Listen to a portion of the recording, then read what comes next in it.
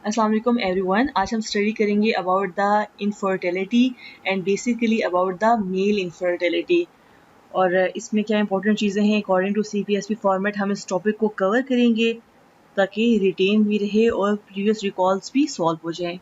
Now we will study about the pathophysiology behind the male infertility. सबसे पहले क्या होता है कि in the brain hypothalamus release करता है GnRH एनालॉग। ये GnRH एनालॉग एक्ट करते हैं on the pituitary gland. Pituitary gland में जब एक्ट करेंगे there will be release of FSH and LH. These hormones will act on the specific cells in the testes. इस तरह से कि FSH will act on the Sertoli cells and LH will act on the leading cells. कैसे आप याद करेंगे कि L for LH and L यहाँ पर है और यहाँ पे leading cells का L है, तो सेम और साथ में FSH में जो S है इसमें FSH आ गया और इस S से बन गया सर्टोली सेल्स। तो इस तरह से हमें पता चल गया कि किस हार्मोन ने किस सेल पर एक्ट किया।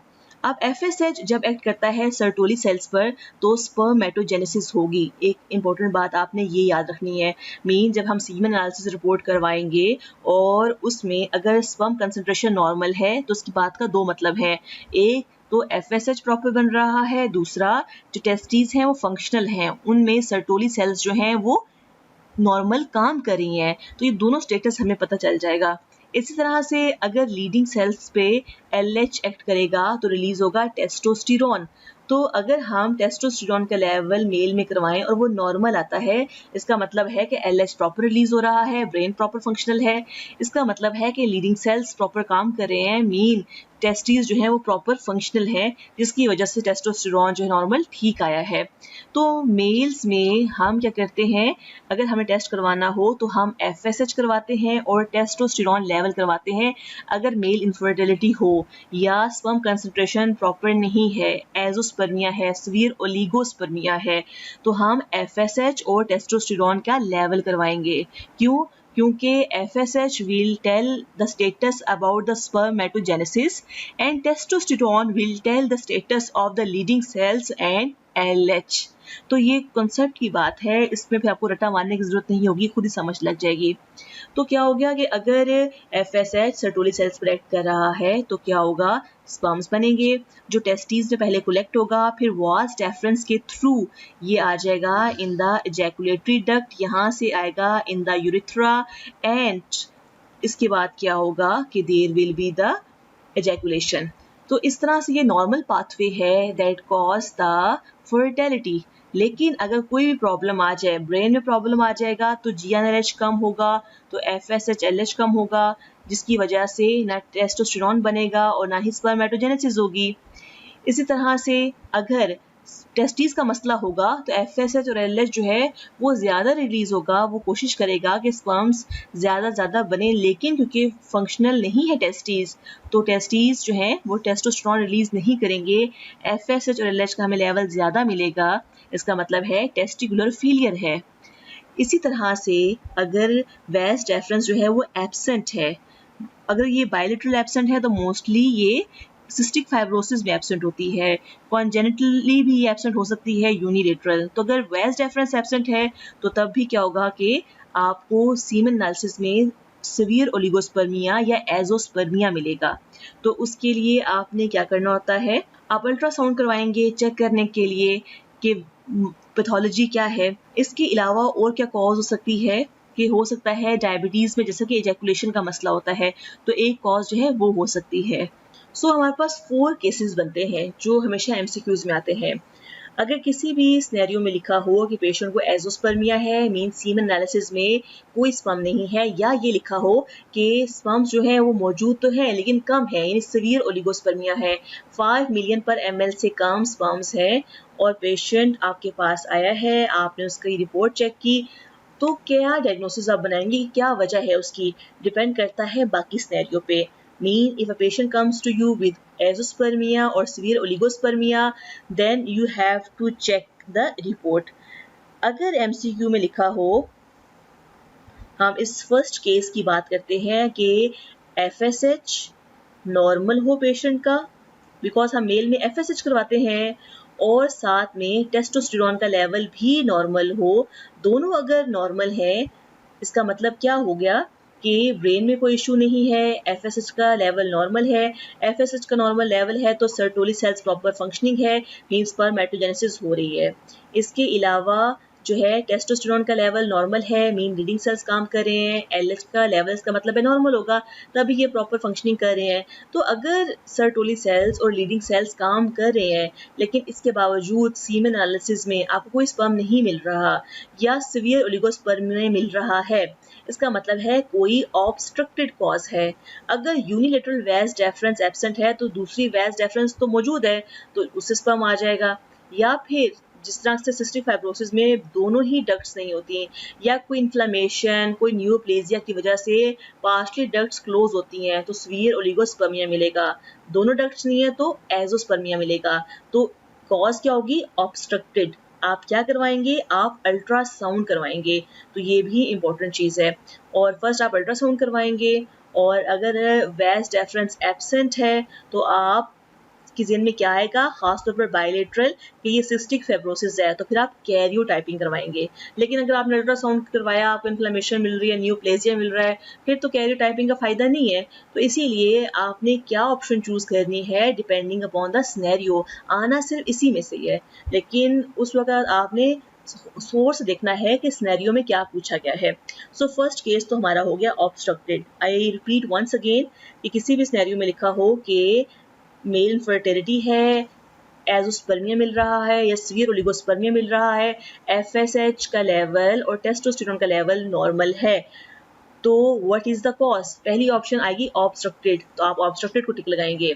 अब मजीद क्या पूछ सकते हैं कि आपने अल्ट्रासाउंड किया, सेकंड वो क्या पूछ सकते हैं कि नेक्स्ट इन्वेस्टिगेशन आप क्या करवाएंगे? नेक्स्ट इन्वेस्टिगेशन आप अल्ट्रासाउंड ऑफ द टेस्टिस करवाएंगे। थर्ड वो ये पूछ सकते हैं कि आपने अल्ट्रासाउंड करवाया, आपको यूनिलेटरल या बायलेटरल वैज डेफरेंस नहीं मिली, तो आप क्या करेंगे? आप जो है कैरियोटाइपिंग करवाएंगे, बिकॉज अगर वैज डेफरेंस एब्सेंट है तो वो मोस्टली सिस्टिक फाइब्रोसिस में होती है, जिसके लिए आप कैरियोटाइपिंग करवाते हैं। So how easy it is. Now the second thing में जो सेकेंड केस है, ये भी अक्सर एमसीक्यू आता है। अगर किसी भी सिनेरियो में लिखा हो कि मेल इनफर्टिलिटी है, एजोस्पर्मिया या सीवियर ओलिगोस्पर्मिया मिल रहा है, अक्सर वो सीवियर ओलिगोस्पर्मिया की जगह sperm concentration less than 5 million पर ml लिख देते हैं, तो आपने समझना है कि this is the severe oligospermia. और पेशेंट की रिपोर्ट में हमने एफएसएच और टेस्टोस्टेरोन करवाया, एफएसएच बहुत बढ़ावा मिला हमें, रेज्ड एफएसएच था, जबकि टेस्टोस्टेरोन नॉर्मल है।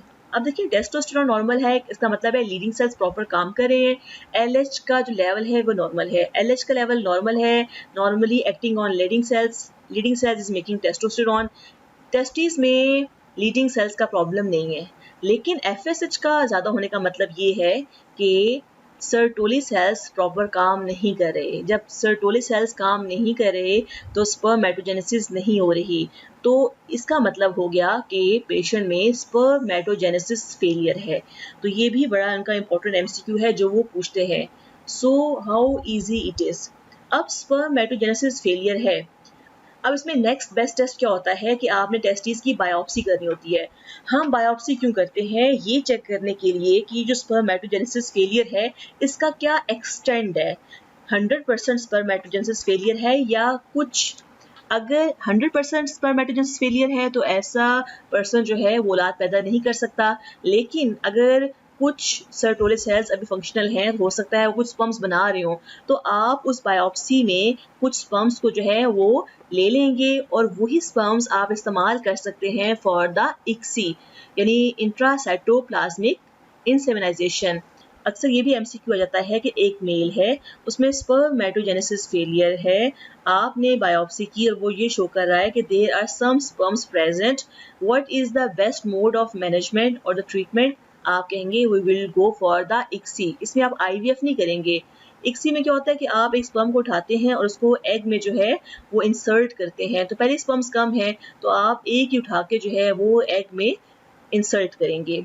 IVF में तो होता है कि आप एक डिश में एग रखते हैं और डिफरेंट स्पर्म्स को जो है वो छोड़ देते हैं खुद नेचुरल फर्टिलाइजेशन के लिए, तो इतने स्पर्म्स तो होते ही नहीं है कि आप IVF कराएं।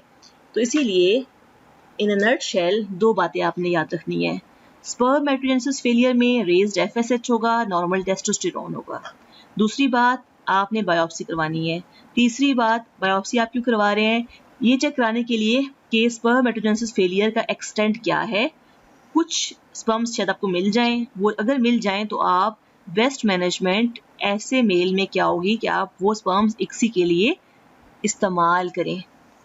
Now the third case, in third case अगर आपको एमसीक्यू आए, जो हमेशा आता है कि एक मेल है, उसमें मेल फर्टिलिटी का इशू है, स्फीयर ओलिगोस्पर्मिया है या एजोस्पर्मिया है। आपने जब एफएसएच और टेस्टोस्टेरोन लेवल करवाया, एफएसएच ज़्यादा मिला, mean Sertoli cells are not functional, वो बार बार एक्ट करें, मजीद रिलीज हो रहे हैं, कि स्पर्म्स बने फिर मजीद रिलीज हो रहे हैं, सर्टोली सेल्स रिस्पॉन्ड नहीं कर रहे और टेस्टोस्टेरोन का लेवल कम है, इसका मतलब है लीडिंग सेल्स काम नहीं कर रहे। सर्टोली सेल्स काम नहीं कर रहे, लीडिंग सेल्स नहीं काम कर रहे, दोनों कहाँ पे हैं? टेस्टिस के अंदर। इसका मतलब है कंप्लीट टेस्टिकुलर फेलियर है। कंप्लीट टेस्टिकुलर फेलियर किस में होता है? It happens in the Klinefelter syndrome. How easy it is. देखिए, कोई भी मेल आता है ना मेल फर्टिलिटी के साथ, अब फर्स्ट इन्वेस्टिगेशन क्या करवाते हैं? Semen analysis. सीमन एनालिसिस ऐप नॉर्मल आ जाए तो आप 3 मंथ के बाद रिपीट करवाते हैं। लेकिन कोई सिनेरियो ऐसा हो जो टिपिकली आपको बता रहा हो कि भाई मसला ये है, फॉर एग्जाम्पल सिस्टिक फाइब्रोसिस में आपको ये बताएं कि चेस्ट के सिम्टम्स भी हैं और टिपिकली सिस्टिक फाइब्रोसिस के बाकी फीचर्स भी हों, तो फिर आप 3 मंथ के बाद रिपीट नहीं करवाते। इस तरह से अगर कंप्लीट टेस्टिकुलर फेलियर हो, यानी क्लाइनफिल्टर सिंड्रोम हो, टॉल हाइटेड हो, एग्जामिनेशन पर टेस्टिकुलर एट्रोफी मिल रही हो, तो फिर आप डायरेक्ट डायग्नोसिस की तरफ जाते हैं। हमारा आईएमएम में यही एमसीक्यू आया हुआ था कि एक मेल है, उसमें मेल इनफर्टिलिटी फैक्टर मौजूद है, सीमेन एनालिसिस जो है वो बताता है एजोस्पर्मिया और फीमेल के मुताबिक हस्बैंड की टेस्टिकुलर एट्रोफी हुई हुई है, तो आप क्या करवाएंगे? 3 मंथ के बाद रिपीट करवाएंगे या कैरियोटाइपिंग करवाएंगे? तो आप कैरियोटाइपिंग करवाएंगे, क्योंकि तमाम फीचर्स बता रहे हैं कि उसे क्लाइनफिल्टर सिंड्रोम है। 3 मंथ वेट करने का क्या फ़ायदा? सो ये भी आपका सिनेरियो आता है। और क्लाइनफिल्टर सिंड्रोम क्या होता है? 47XXY। तो ये भी एमसीक्यू में पूछ लेते हैं कि किस तरह की जीनोटाइप होती है। नाउ द लास्ट केस, जो ये भी इंपॉर्टेंट है और आता है, अगर किसी भी एमसीक्यू में लिखा हो कि मेल में सीवियर ओलिगोस्पर्मिया है, ये एजोस्पर्मिया है, आपने एफएसएच और टेस्टोस्टेरोन करवाया और टेस्टोस्टेरोन का लेवल कम है। टेस्टोस्टेरोन का लेवल कम है का क्या मतलब है? आपने चेक करना होता है एफएसएच का स्टेटस। अगर एफएसएच भी कम है, एफएसएच कम का मतलब क्या है कि सर्टोली सेल्स तो काम कर रहे हैं लेकिन ब्रेन में कोई इशू है, या हाइपोथैलेमस के लेवल पर या पिट्यूटरी ग्लैंड के लेवल पर। तो अगर एफएसएच कम है और टेस्टोस्टेरोन भी कम है, इसका मतलब है वाकई ही ब्रेन में इशू है कि दोनों चीज़ें कम आ रही हैं। इसे हम बोलते हैं हाइपोगोनेडोट्रॉफिक हाइपोगोनेडिज्म। क्लाइनफिल्टर सिंड्रोम में क्या होता है? हाइपरगोनेडोट्रॉफिक हाइपोगोनेडिज्म। तो ये भी एमसीक्यू आता है। अक्सर वो क्लाइनफिल्टर सिंड्रोम का सिनेरियो लिख के ऑप्शंस में लिख देंगे हाइपरगोनेडोट्रॉफिक हाइपोगोनेडिज्म, हाइपोगोनेडोट्रॉफिक हाइपोगोनेडिज्म, तो डिफरेंट ऑप्शंस लिख देंगे। तो you should know that in Klinefelter syndrome FSH का लेवल ज्यादा होता है, मीन हाइपरगोनेडोट्रॉफिक हो गया, और टेस्टोस्टेरोन का लेवल कम होता है, यानी हाइपोगोनेडिज्म हो गया। जबकि अगर एफएसएच कम है तो हाइपोगोनेडोट्रॉफिक हो गया, और अगर टेस्टोस्टेरोन कम है तो हाइपोगोनेडिज्म हो गया।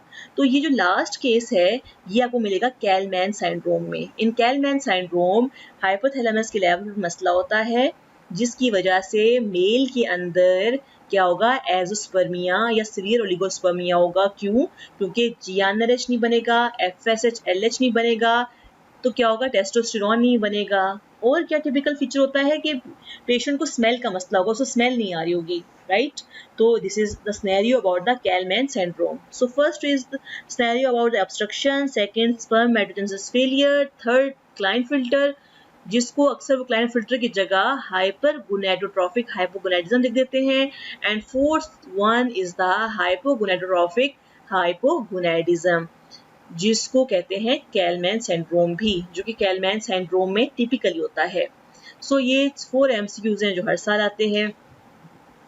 Now the semen analysis report, ये रिपोर्ट क्लिनिकली भी बहुत इंपॉर्टेंट है जानना, टू इंटरप्रेट आल्सो। अगर मेल इनफर्टिलिटी फैक्टर है, अगर एक एमसीक्यू आ जाए कि एक फीमेल है, उसका रेगुलर साइकिल है और कपल आपके पास आया, शादी को 1 साल हो गया है, तो आप फर्स्ट इन्वेस्टिगेशन क्या करवाएंगे? अगर साइकिल रेगुलर है और इनफर्टिलिटी का इशू आ रहा है तो फर्स्ट टेस्ट आपने सीमन एनालिसिस करवाना होता है। ये टिपिकली एमसीक्यू आता है।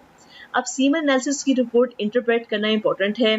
सबसे पहले वॉल्यूम कितना होना चाहिए? 1.5 तक। टोटल स्पर्म नंबर कितना होना चाहिए? 39 10⁶ पर एजैकुलेट। वो मोस्टली कंसंट्रेशन में लिखते हैं, मीन स्पर्म कंसंट्रेशन लिखेंगे 15, तो 15 तक नॉर्मल है। इसके अलावा अगर 15 से कम है, यानी 10 to 15 है तो माइल्ड ओलिगोस्पर्मिया बोलेंगे। अगर 10 से कम है तो मॉडरेट ओलिगोस्पर्मिया, और अगर 5 से कम है तो उसे बोलते हैं सीवियर ओलिगोस्पर्मिया।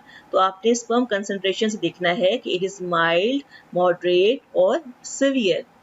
इसके अलावा मोर्टेलिटी हम देखते हैं, प्रोग्रेसिव मोर्टेलिटी, तो वो 32% होनी चाहिए। तो ये तमाम चीज़ें हम किस में देख रहे हैं कि जो हमारे पास ml ऑफ द स्पर्म मौजूद है उसमें हम ये तमाम चीज़ें देख रहे हैं। तो उसमें 32% प्रोग्रेसिव मोर्टेलिटी होनी चाहिए। क्लिनिकली आपको देखना चाहिए कि जो स्पर्म्स हैं जो फॉरवर्ड मोटाइल होंगे वही प्रेगनेंसी कॉज कर सकते हैं। तो इसको हम मज़ीद इंटरप्रेट कर सकते हैं इंशाल्लाह किसी और वीडियो में। क्लिनिकली हम इसको स्टडी करेंगे अपने क्लिनिकल स्ट्रॉन्ग करने के लिए कि हम इसको किस तरह से इंटरप्रेट करते हैं। अभी एमसीक्यूज़ के लिए याद रखें कि 32% जो है मोटाइल होने चाहिए, मॉर्फोलॉजी 4% होने चाहिए, और लाइफ कितने होने चाहिए? 58%, पीएच 7.2 से ज़्यादा होने चाहिए या 7.2 तक। इसमें टिपिकली आप कंसंट्रेशन याद करें, मोर्टेलिटी याद करें और मॉर्फोलॉजी याद करें। मोर्टेलिटी मोस्टली किसमें ख़राब होती है? अगर एंटी स्पर्म एंटीबॉडीज़ बने तो मोर्टेलिटी ख़राब होती है। कंसंट्रेशन किसमें ख़राब होती है? अगर मीन एजोस्पर्मिया और सीवियर ओलिगोस्पर्मिया हो। तो ये हमने 4 केसेस डिस्कस किए कि इसमें ये मसला बनता है। इसके अलावा मॉर्फोलॉजी ख़राब हो सकती है जिसकी वजह से इनफर्टिलिटी हो सकती है। तो इसको तो आपने फिंगर टिप्स पे याद करना है। एमसीक्यूज एक आएगा कि which the following is a normal, which the following is एब नॉर्मल। तो अगर आपको पूरा पता होगा तो आप ये एमसीक्यू सॉल्व कर सकते हैं।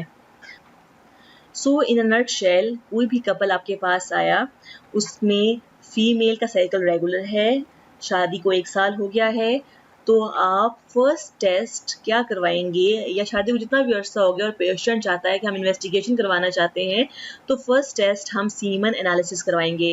अगर सीमन एनालिसिस नॉर्मल है तो फिर हम फीमेल की इन्वेस्टिगेशन करवाएंगे, क्योंकि फीमेल की इन्वेस्टिगेशन में कई टेस्ट होते हैं, इसीलिए हस्बैंड में तो एक ही टेस्ट हमें करवाना पड़ता है, इसीलिए पहले हम यहाँ से प्रोसीड करते हैं। और अगर फीमेल की भी तमाम जो टेस्ट्स हैं वो नॉर्मल आए तो कॉज क्या होगी? अनएक्सप्लेन्ड इनफर्टिलिटी, जो कि 25% कॉज होती है। तो अनएक्सप्लेन्ड इनफर्टिलिटी के 2 ही एमसीक्यूज आते हैं कि अगर एक कपल है, वो मैरिड है, 1 ईयर हो गया है, आपने सीमन एनालिसिस करवाया, वो नॉर्मल आया, फीमेल की तमाम इन्वेस्टिगेशंस करवाई, वो नॉर्मल आया, तो आप क्या कहेंगे? तो 2 ईयर्स तक, यानी अगर शादी को 1 साल हुआ है तो 1 साल मजीद, शादी को 6 माह हुए हैं तो 1 ईयर 6 मंथ मजीद आप कहेंगे कि वो वेट करें। उसे बोलते हैं एक्सपेक्टेड मैनेजमेंट। तो first you will offer expected management. Number second, अगर 2 साल हो गए हैं या फीमेल की एज ज़्यादा है, अगर सिनेरियो में लिखा हो कि एज 35 या 35 से ऊपर है, तो फिर तो वो 2 साल वेट नहीं करेगी। तो फिर आप उसमें, या फिर 2 साल गुजर चुके हैं, तो आप बेस्ट मैनेजमेंट जो होती है वो IVF होता है। और अगर अनएक्सप्लेन्ड इनफर्टिलिटी वाकई में है तो बेस्ट मैनेजमेंट होता ही IVF है। IVF के रिजल्ट ज़्यादा अच्छे होते हैं एक्सपेक्टेड मैनेजमेंट से। तो ये 3 पॉइंट्स आपने याद रखने हैं अनएक्सप्लेन्ड इनफर्टिलिटी में। लेकिन अगर सीमन एनालिसिस रिपोर्ट हम बात कर रहे थे वो एब नॉर्मल आ जाए तो आप 3 मंथ के बाद रिपीट करवाते हैं, तो ये भी MCQ आ जाता है। और ख़ास तौर पर अगर माइल्ड फैक्टर हो, माइल्ड मॉर्फोलॉजी प्रॉब्लम हो, माइल्ड मोर्टेलिटी प्रॉब्लम हो, कंसंट्रेशन जो है फॉर एग्जांपल माइल्ड ओलिगोस्पर्मिया हो, तो आप 3 मंथ के बाद रिपीट करवा लेंगे। तो मोस्टली क्या हो जाता है कि रिपोर्ट दोबारा से नॉर्मल हो जाती है। लेकिन अगर एबनॉर्मलिटी आए तो डिपेंड करता है एबनॉर्मलिटी क्या है। एस्थीनोस्पर्मिया अगर आ जाए, एस्थीनोस्पर्मिया का मतलब है कि मोटेलिटी में मसला है। मोटेलिटी में मसला यूँ याद रखें कि स्पर्म्स जो हैं वो मोटाइल होते हैं with the help of tail. तो अगर एंटी स्पर्म एंटीबॉडीज़ बनेंगी तो वो कट कर देंगे टेल को, तो स्पर्म्स मूव नहीं कर सकेंगे। तो अगर एस्थीनोस्पर्मिया हो, किसी भी सिनेरियो में लिखा हो कि जो मोटेलिटी है फॉर एग्जांपल 5% है, तो आप नेक्स्ट टेस्ट क्या करवाएंगे, एंटीबॉडीज चेक करवाएंगे। तो ये भी इंपॉर्टेंट कॉन्सेप्ट है। लेकिन अगर एजोस्पर्मिया हो, स्पर्म काउंट बिल्कुल ही ना मिले, या सीवियर ओलिगोस्पर्मिया हो, 5 मिलियन पर एजुकुलेट से कम स्पर्म हो, तो फिर आपने कैरियोटाइपिंग ज़रूर करवानी होती है।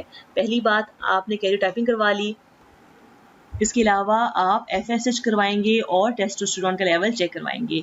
अगर FSH जो है वो नॉर्मल हो, टेस्टोस्टेरोन भी नॉर्मल हो, जैसे मैंने पहले बताया था, the cause will be obstructed. अगर FSH ज़्यादा है और टेस्टोस्टेरोन नॉर्मल है तो कॉज है स्पर्मेटोजेनेसिस फेलियर। अगर FSH ज़्यादा है, टेस्टोस्टेरोन कम है, तो what is cause, complete testicular failure, Klinefelter syndrome 47XXY, ये आपने याद रखनी है बात। इसके अलावा अगर जो है FSH कम है, टेस्टोस्टेरोन भी कम है, तो हाइपोगोनेडोट्रोफिक hypogonadism, Kallmann syndrome. Kallmann syndrome में आप पल्सटाइल GnRH देते हैं ताकि FSH-LH बने और जो टेस्टीज हैं वो प्रॉपर काम करें। अगर एस्थीनोस्पर्मिया हो तो हमने कहा था कि कॉज होती है एंटीस्पर्म एंटीबॉडीज़। तो उसमें मोस्टली आप क्या करते हैं कि पेशेंट से कहते हैं कि वो कंडम का इस्तेमाल करे, कॉर्टिकोस्टेरॉइड्स देते हैं और जो स्पर्म्स हैं उसका आप सैंपल तैयार करते हैं, यानी वॉश स्पर्मेटोजोआ आप इस्तेमाल करते हैं फॉर IUI। एक और बात आपने याद रखनी है कि अगर माइल्ड ओलिगोस्पर्मिया हो तो हम IUI कर सकते हैं, लेकिन अगर सीवियर ओलिगोस्पर्मिया हो तो फिर हम IVF या ICSI करते हैं। इसके अलावा किसी रिपोर्ट में लिखा हो कि स्पर्म मॉर्फोलॉजी बहुत ख़राब है, तो फिर हम सीमन एनालिसिस जब करते हैं तो जो स्पर्म हमें थोड़ा सा बेहतर मिलेगा, नॉर्मल फॉर्म में मिलेगा, उसको हम लेंगे। जब हम पास स्पर्म्स कम अच्छे होते हैं क्वालिटी के, तो हम ICSI करते हैं, तो हम क्या कर देंगे, ICSI कर देंगे। इसी तरह से हम मोटेलिटी देखेंगे। अगर मोटेलिटी बहुत ख़राब हो तो क्या करेंगे कि हमें जो स्पर्म जिसकी मोटेलिटी अच्छी मिलेगी, जो नॉर्मल होगा, उसको लेकर हम ICSI करेंगे। तो इस तरह से हमने मैनेजमेंट करनी होती है। इतना ज़्यादा इसमें से नहीं पूछते, लेकिन आपको ये पता होना चाहिए कि अगर माइल्ड मेल फैक्टर हो तो आप IUI कर सकते हैं। अगर स्पर्म काउंट ठीक है लेकिन मोटेलिटी में इशू है तो आप IVF कर सकते हैं, लेकिन नंबर भी कम है और मोटेलिटी बहुत ज़्यादा ख़राब है, मॉर्फोलॉजी बहुत ख़राब है, तो आप कोशिश करते हैं कि कोई एक ही मिल जाए अच्छा सा स्पर्म। तो जितने अच्छे स्पर्म मिलते हैं आप वो ले लेते हैं और उनको आप उसकी वजह से क्या कर सकते हैं, ICSI कर सकते हैं। तो ये आपने 2-3 बातें याद रखनी है मैनेजमेंट के लिए। आई होप आपको ये लेक्चर समझ आ गया होगा। कोई भी पॉइंट समझ ना आए तो आप ग्रुप में पूछ सकते हैं। इसके अलावा जो मैंने ऑडियो शेयर की है क्विक रिवीजन के लिए, आपने वो ऑडियो रोज़ सुननी है।